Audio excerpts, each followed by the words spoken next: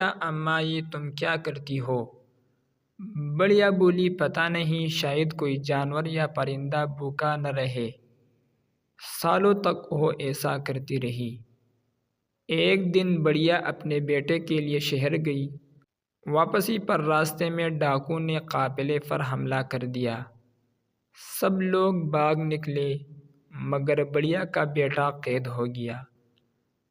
ڈاکو نے اسے ایک کنویں میں پھینک دیا۔ وہ جوان نیچے گرا تو بے ہوش ہو گیا۔ جب آنکھ کھلی تو دیکھا کہ کنویں کے کنارے ایک لکڑی کا ٹکڑا تیرتا ہوا آ رہا ہے اور اس پر روٹی رکھی ہے، بالکل ویسے ہی جیسے اس کی ماں روزانہ ڈالا کرتی تھی۔ اس نے وہ روٹی کھائی، طاقت آئی اور دیوار سے کسی طرح اوپر چڑھ گیا۔ جب گھر پہنچا تو ماں کے قدموں میں گر کر رونے لگا، کہنے لگا، اماں تمہاری وہ روٹی نے آج میری جان بچائی۔